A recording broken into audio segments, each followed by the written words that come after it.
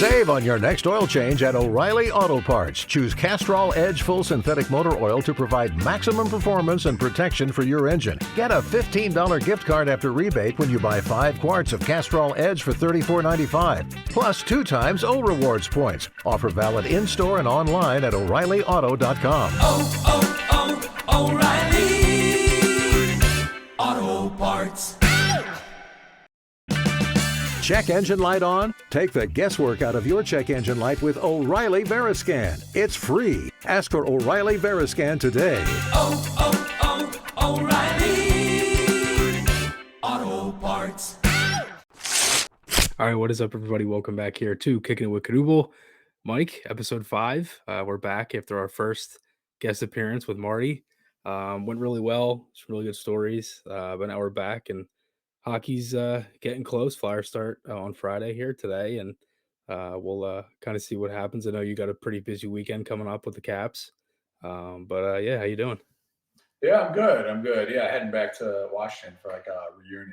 What's their 50th year as a team, and Flyers, I think, went through this a couple years ago, a couple years behind for whatever, or later expansion or whatever. So, yeah, bringing a bunch of guys back, which would be super fun. So it's good. I'm looking forward to it.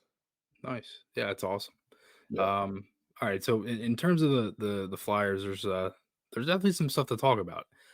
We're going into game 1, Vancouver. Flyers are going on the Western Canada trip to start the year, and they announced the official roster. It's pretty self-explanatory. It's really not any guys that you didn't really expect. I mean, we kind of talked about this before, Mike, how it's a lot of guys that you kind of can just kind of pin into spots, and you kind of have an idea of like who's on the roster, who isn't, kind of thing. So I'll read through it here. For the forwards, you have Bobby Brink, Noah Cates, Sean Couturier, Nick Delorier, Joel Farabee, Tyson Forrester, Morgan Frost, Garnet Hathaway, Travis Konecny, Scott Lawton, Jet Luchanko, which is the one we'll talk about here in a minute, Matvey Michkov, Ryan Poehling, and Owen Tippett. So nothing really crazy outside of Luchanko. It's pretty much the guys that you expected. As for the defense, Drysdale, Johnson, Ristolainen, Sanheim, Sealer, York, and Zamula, and then the goaltenders Urson and Fedotov. So it's nothing really crazy. But when you look at the offense, you see Jet Luchanko there, who will be the youngest Flyer ever to make his debut. And he's the youngest player in Flyers history to suit up for a game. And then Michkov. So you have both those guys making their debut on Friday night here against the Canucks. It's exciting. I think for me, like I look at it like it's kind of the step in the right direction. And you've mentioned it before. You're trying to get these guys to kind of stay around for 10, 12 years kind of thing. And this is kind of seems like the step, finally the step towards that. So I guess out of the two young guys, one is predictable in Michkov, and then the other one was kind of a surprise in Jet Luchanko. So, you have to give him some credit, right? He certainly, if there was a crack in the door, he really got himself through it. Was it a short-term thing? Is it a long-term thing? I guess we'll have to see. But, I mean, certainly he deserves, a big pat on the back here, because he's really kind of willed himself into a spot and made them keep him. So, he should be super proud of that. It's a big deal. Now to be able to get there and start here is, once again, I get over that, kind of that little honeymoon wears off, when you get through the first couple games of the year here, and maybe start to see a trend in the lineup, or the trend, some things become a little clearer to management on how they want to proceed for the rest of the year. His situation could change or whatever. And Michkov is, hopefully he gets off to a great start, and he's not going anywhere, right? He's going to be here for good. But, Jet's certainly one he's going to have to play every night like it's his last here for a little bit to really prove a spot. And so kind of as a young player, for those who don't know, there are some protections, right? They can keep you in a hotel for like 30 days, right? And, sometimes it's, you don't play, sometimes you'll play 9 games in that window, sometimes you don't. But, there's like a little bit of a CBA time period where they can keep you. And that's another thing when you get called up in the office and they say, hey, we want you to get a place, and then that's kind of like another level of making it. And so, maybe he can earn that right here in a couple of weeks. Yeah. No, it's definitely a good point. And Mike, I think in terms of the hockey side of it too, like you mentioned it a couple episodes ago, and Danny Briere also mentioned it in his press conference, like Patrice Bergeron. Like that seems like the thing everybody that that a lot of people keep bringing up. Can he stay up the whole season? That's the biggest thing. Is like let's see how he plays in these first few, obviously the first nine and all that. But do you think there's any chance he could stay up for the full year? That's it's a good question, and sometimes what would scare me a little bit, and Patrice, Patrice is like a third rounder. He's kind of a goofy skater. He probably wasn't, real pleasant to look at by the eye, like when he was an 18-year-old. So, he dropped down to the third round or late second, or whatever he was. Um, Jet is obviously a fantastic skater.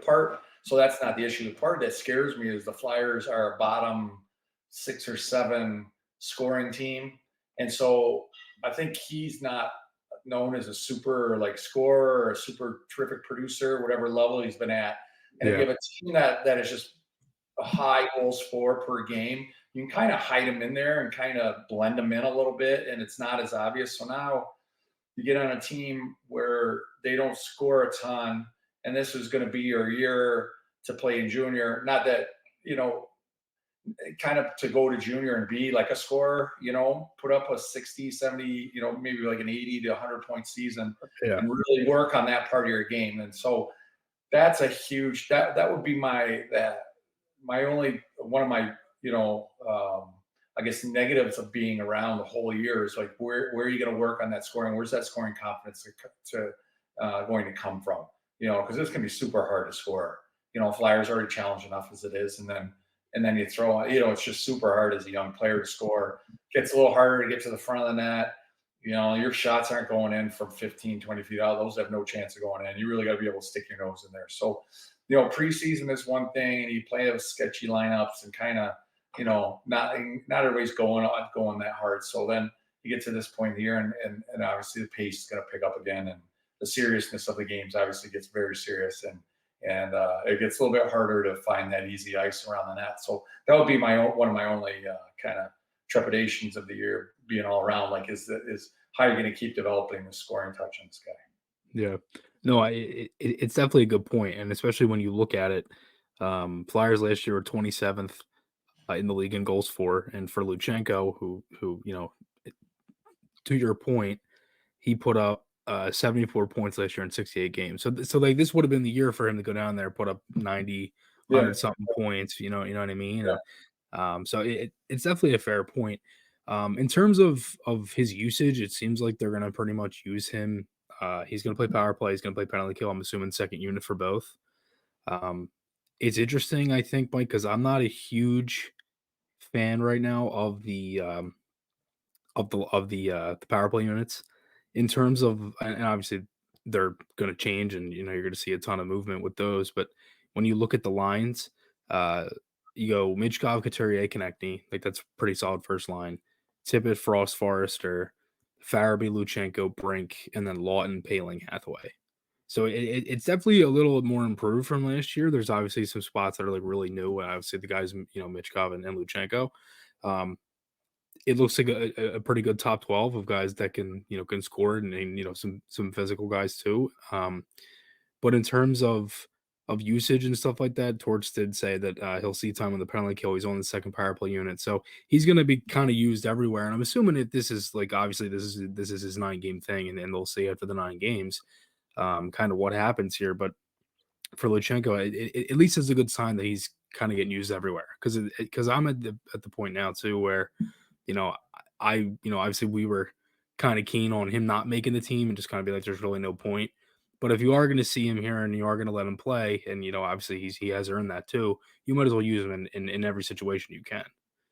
yeah. And I mean, again, that's I just alluded to before about the scoring part of it. It's great to be on a second PP. I get the feeling the first one might take the bulk of ice time, and Yeah. but the fact that they think he's worthy of being on there is pretty. That's a pretty special thing too.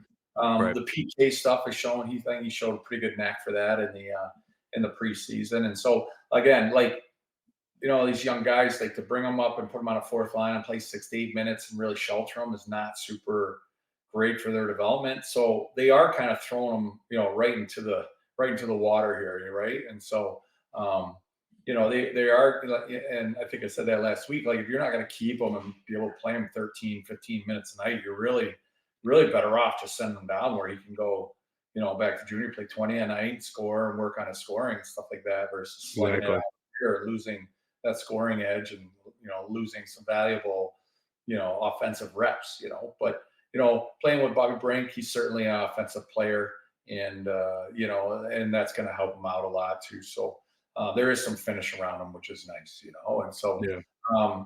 get a chance on the PP can do a lot for you. But again, they're certainly not hiding them too much, really, which is No. good to see. And so, I mean, you are going to get a pretty good test here, an even better test than you got in the preseason. It's going to be these first handful of games, especially this Western trip, and kind Yeah. of see how it shakes out in 3-4 games here. Yeah. And also too, Mike, I do think that sometimes this trip early in the year can help just in terms of like team bonding and all that. And like for Luchanko, like a guy who's coming in, obviously he's played preseason, it's all different lineups and stuff. He's still really young. He can go out on the road with these guys, get to know them, and they can kind of bring him in and things like that too. In terms of Friday's game, uh, the Canucks. Mike, I ended up putting out a tweet on our socials that was our predictions for the game, and then also I put out a poll that was who scores the first goal of the season. As for the predictions, I said Flyers win 3-2 in overtime. First goal of the year is for Michkov. You said Canucks win 4-2 with an empty netter. First goal of the season's Konechny. I think yours is probably closer in terms of the actual game. Yeah. As for the poll, 28.6% of people said Michkov, 15.9 said Konechny, 11.1 said Tippett, and then 44.4% just said others. So somebody else outside of those three guys to score the first goal of the year. So uh, I think we had some pretty good predictions. Yeah. Any thoughts on yours? Well, it's kind of all over the board, right? So it's a Yeah. little bit of everything, and obviously, 44% of your listeners and people who did the poll feel that it's the field. They're taking the field, right? So, but Yeah. and again, this is if I was really good at this stuff, I wouldn't be on this. I'd be in a casino. I wouldn't be on the show right now. I'd be working in a casino and hanging out in Vegas. If I was good at Yeah. this stuff. But it's yeah, certainly, who knows, and then I said, just being out west right away and being on the road, it's hard to come into somebody's home opener and kind of steal one. It's super hard, kind of the odds are against you. So it's not that it's a guarantee or anything by any means, because I've been open on the road and won games there too. But Vancouver's certainly a interesting place and very I don't know, the Canadian cities, their first home games are a little different. Not so influenced by high school football or college football getting in the way, or even the NFL so much. Like it's all about the hockey team, even on their opening nights. And so it's they're tough places to play. Yeah. No, for sure, and especially too because I think 3 of the 4 games this year are the other team's home openers. Oh yeah, So that doesn't help. yeah. And the Flyers haven't necessarily ever really been good on this trip. Let me ask you, do you remember any good moments or good years when you were with the Flyers on that trip? Well, we did. We did the same thing. We got out there early, went to Whistler. Evidently, the team's up in Whistler. Yeah. Uh, That was '08, right? 2008? yeah, in there, and some coaches like to do some other stuff. They do some team building stuff, or they might set up a project for you just because there's some free time up there and like get you outside a little bit and continue to have guys, guys get to know each other. But I really like this time of year because the Phillies are in the playoffs too, right? So you go to practice and then eat something, and then with a 3-hour time change, it's probably almost time for first pitch. So you get to hang out, you find a sports bar and have some wings or something and just, hang out and kind of make some bets with each other and have some fun like that. And so it's great. It's super quiet. It's pretty quiet town, right? This time of year, the glaciers are still open. There's still people skiing, but they're there midweek. Like it's super quiet, and you just practice in their little rink up there, which was kind of fun. And, you're just in that little 1,000-seat arena, and, it's kind of like practicing in Voorhees, basically. It's Right. it's probably even a nicer rink in Voorhees, but but it's fun to do that. And like I said, and then you get wrapped up in baseball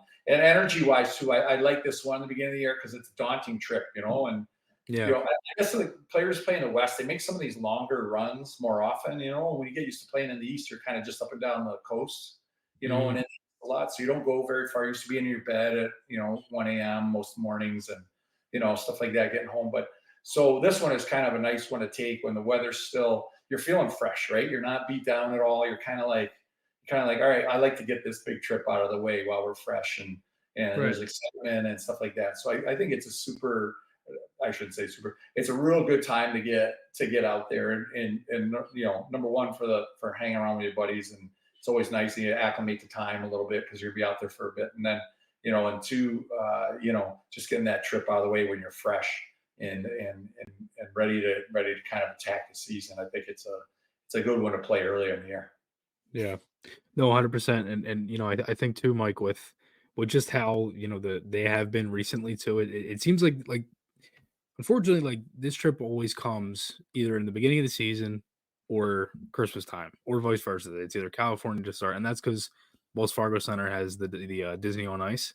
You probably Mm-hmm. remember, Yep. Yep. which is for like 2 weeks. It's like the big long thing, and it's part of why I hate the Flyers playing in a multi-purpose arena, but that's a whole different conversation. Um, as for obviously, this trip, if you look in just recent years, um, the last time that they swept this trip, which they haven't done a lot, is 2017-2018 season. So it's been a long time. Obviously, the one year they didn't go because of the COVID year, it was just the East Coast teams. But overall, I'm hoping that they have somewhat of a good start. I think they're going to probably win.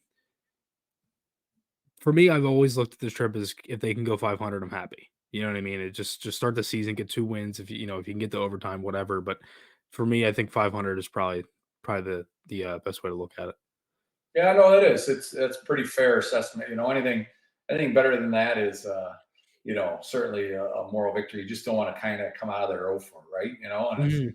kind of, and then you don't panic so much. It won't, there's still 78 more games to go or whatever, and you got a lot of time. But I think coming out of here, kind of shot out of the cannon, going 2-2. I think you'd be pretty happy with that. 3-1, you're ecstatic, right? Coming home, very happy Right. with that. So anything kind of less than that, you're a little bit okay. We got work to do. 1-3 or whatever, you're kind of let's figure out where our holes are, and we got to make some decisions here. And then 0 for 4 might be we really got to make a decision here. So yeah, I mean, it's like I said, I think getting this one out of the way early, I think it's good. I think start near Christmas, guys are drifting off. They're kind of thinking about Christmas break a little bit. Kind of think, you're either dinged up a little or it's getting kind of, I don't know. I think it fits in personally for me is I would appreciate this trip early on in my personal schedule to get it out of the way. Right. So let me ask you then. So obviously, you played on the East your whole career, outside of Detroit, really, but they were, obviously kind of dead smack in the middle. Did you always enjoy like playing on the East, having that trip? Either like was it always like that, where it was either like beginning of the year, or like Christmas time, or was it kind of all over the place? Because again, I don't know if like the Rangers or Bruins or anyone or even Washington, if they did it similar, where it was like the scheduling, like they had it like right at the beginning of the year, or if it was like that, obviously because playing on the East Coast and all. Yeah, I just remember it was kind of all over the place, and then Gary Bettman was tinkering with the scheduling, trying to do more like rivalries, trying to keep everybody home a little bit more. So maybe we went every other year. And so, at various times, I'm trying to think back like to some of the stuff that pops in my head. It's always kind of rainy there, it's always kind Yeah. of, I remember being out there and we were having lunch. I think it was with the Flyers, right? And pop in for lunch somewhere, and there's Bradley Cooper and Jessica Biel having lunch. They were shooting the A Oh team back wow. in the day, where it's like kind of like I think it was before he really popped, Bradley, before he did Hangover. So, Hmm. and he's a Philly guy. I don't think we knew that. We probably should have said something, because he is a Philly guy. Yeah, We should have just introduced ourselves.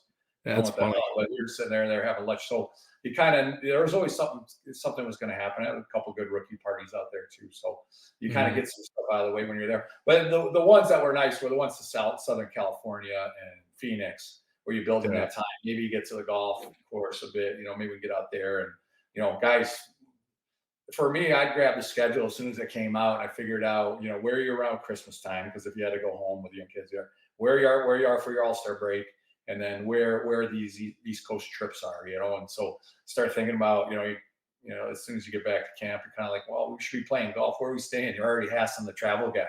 You're hassling, where are we staying out? Where are we staying out in Phoenix? How long are we there?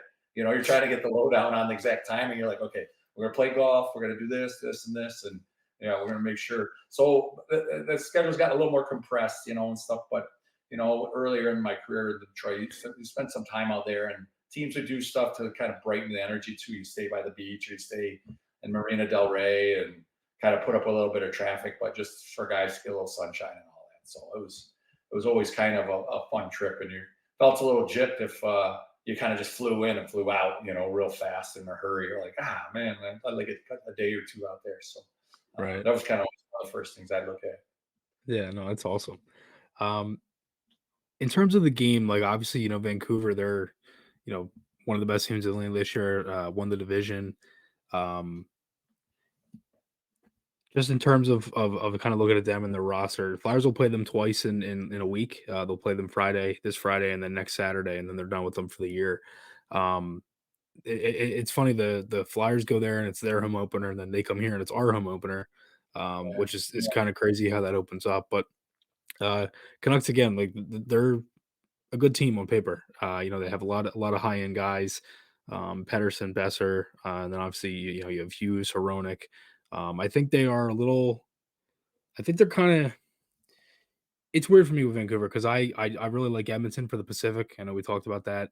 I feel like the Canucks are probably one of those teams that could definitely be top 3 in the Pacific again. I think they're obviously really keen on Demko, and if he's healthy, it doesn't look like he'll be healthy to start the year, but at least I think it's good for the Flyers to kind of get them out of the way. They actually had 2 really good games against them last year. I think one of their best games of the season was actually in Vancouver last year, in my opinion. It was a 4-1 win. They just played really solid, and just overall was a good game. But any obviously you have 2 guys making their debut, Michkov, Luchanko. Just any thoughts overall, just kind of going into this one Friday? Yeah, I mean, again, you kind of don't know that, kind of everybody's wondering what they have, right? You probably Yeah. wondering what they have, but kind of, you have, you touched on Quinn Hughes, their captain, who's certainly a very exciting player to watch. Kind of is, he's a real, he rolls around the ice pretty good. He gets around the ice, and he's pretty electric when he has the puck and he's skating with it. So, and so we seem to be a good. I mean, they scored, in their top 7 or 8 and scored goals for last year. So they score and they have a decent power play, right? So they have some pretty good parts on their power play. So it's hard to say individually. They don't kind of how I haven't paid that much attention to their lineup or seen kind of how they got out of the gates, but it's a daunting task. And I mean, at least you do get to reciprocate a little bit. You sit there for a half hour and screws up your pregame stuff, and then you get to have them to your place and screw it up, or screw up their pregame, and wait for your home opener. So, so it's, again, like it's hard to say with everybody just coming out of the gate. I'm giving them, like I say, my prediction, I gave them a 4-2 win with empty netter just on the basis that they're at home, and at home Yeah. might have a little more juice, so, but, who knows, and again, probably, it's trying to, you're trying to match these power plays. It's because probably the most exciting thing will be like, hey, does this power play look different tonight? And Yeah. is this something to be excited about again? And Rockies does great. These guys beat their heads against the wall trying to figure this stuff out too. So obviously within the organization, they feel he's doing a good job and looking under every rock he can to figure this thing out. So obviously Michkov's going to be a big help to that. So that'll be good for certain. Was that 5% jump, 10%? Who knows? Probably. Yeah. I hope so. Yeah. I mean, and again, like we talked about it, like in the preseason, like you saw a change in just how they move, how the movement was, and it was just exciting to see. And I think that's kind of what I'm getting at too. Like I'm not expecting much. Win or lose, I just kind of I honestly just put that they would win because you put loss just to kind of see like what people would say. But I'm just more excited just to see how the first couple games kind of go, and then obviously Michkov and Luchanko. Like I'm all for Luchanko now. I'm like I was a little bit against it, but I'm not going to harp on him if it's what I mean.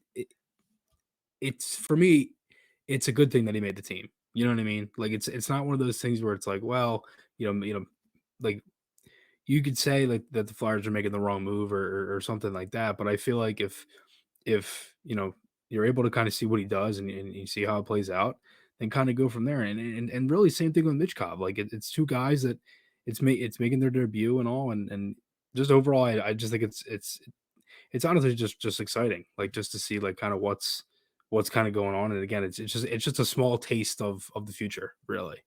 So Right. And I mean, right. Whether you think it's a mistake or not, you got to root for the guys, right? You want to see them do well, exactly, them yeah, have success. And, it's a nice little storyline. It's something to watch, a little bit of a pop coming into the year. And then, again, like there's a plethora of guys that need to prove themselves, in the middle of that mhm, lineup, there's a ton of guys that somebody's got to separate themselves a little bit, here. And I mean, there are a couple guys that are above other guys, but for me, it feels like there's a bit of a clutter in there. You want to see how Bobby Brink plays here, and Frost, what can they do? Cates, Cates, when he gets his chances, when he gets a chance to be in the lineup, what can he do? And then you have Scott Lawton, who's a veteran guy, and what's his role going to be this year? And so there's going to be a lot of movement, a lot of internal stuff, and your team that starts October, whatever date they start, the 10th, 11. Friday, Yep. whatever. That team will be much different in December, and December seems to be much different looking than the team in March. So Yep. it's whether it's through trades or ups and downs and good play, bad play, who's on the ice at certain times, it'll be different. So yeah, it'll be interesting. I guess the one thing, and I want to make sure that Michkov, like, it's hard. You come in and you got expectations. You're going to try and do too much and try and hang on to the puck too long and cheat too much, and then nobody wants to stifle his creativity, and obviously nobody's going to do that. But you still got to be an NHL player every day, and it's not, can't sell the farm and be cheating and trying to do all that stuff. So getting to know his personality as a player a little bit more, watching, seeing what he reverts to and what he likes to do and how he likes to go about his business become more and more evident for sure in the next 4 to 5 games. Yeah. No, 100%. And just again, just making sure that he still has that pop. You know what I mean? Making sure that he can still make plays and all things like that too. Yep. It seems like the only really thing for Friday and at least this trip is it seems like Sealer is banged up in that game against Boston, blocked a shot. He's not really injured. I think it's just kind of like swelling kind of thing.